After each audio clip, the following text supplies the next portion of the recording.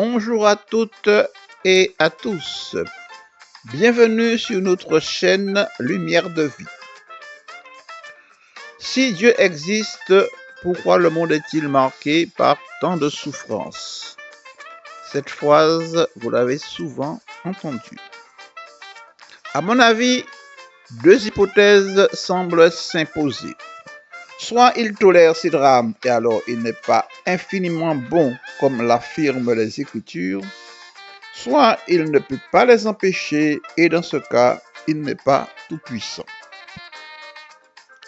Quant à l'argument selon lequel les victimes souffriraient parce qu'elles ont péché, il ne résiste pas à l'épreuve des faits. L'actualité nous le rappelle cruellement, des populations civiles sont massacrées sous des bombardements aveugles et criminels. Et ce sont souvent les enfants qui en paient le plus lourd tribut.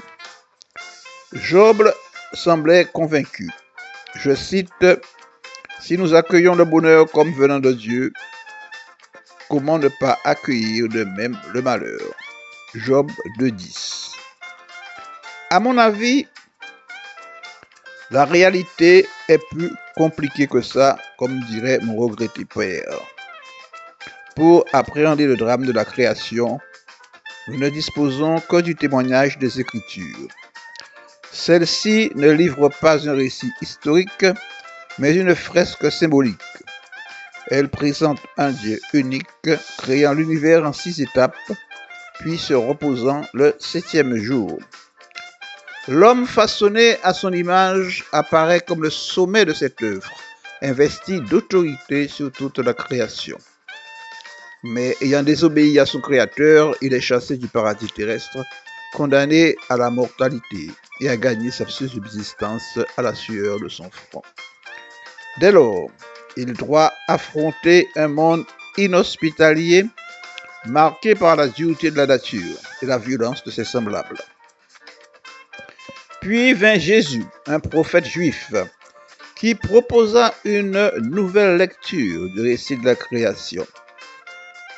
Dieu n'a pas abandonné son œuvre, il s'est incarné dans l'homme et désormais le destin de la création est entre les mains de celui-ci. Cependant, pour retrouver sa pleine nature divine, l'homme doit renaître de l'esprit. Chers amis, Dieu n'est pas au ciel. Il n'existe dans la création qu'à travers l'homme ressuscité et nulle part ailleurs. Cela éclaire les difficultés de l'existence terrestre. Dieu n'existe qu'à travers l'homme. Paul le proclame dans Galates 2,19, je cite, « Et si je vis, ce n'est plus moi qui vis, c'est le Christ qui vit en moi. » Notre vie ne doit pas donc être orientée à crier des supplications vers Dieu. Personne ne nous entend sinon nous-mêmes. Notre vie doit être axée à devenir Dieu. Alors tout devient clair. Jésus n'a jamais sollicité Dieu pour agir à sa place. Il a guéri les lépreux, ressuscité les morts, rendu la vue aux aveugles. Toujours, il affirmait que c'était par la puissance de Dieu en lui qu'il accomplissait ces miracles. Je vous remercie. Bonne et lumineuse journée à toutes et à tous.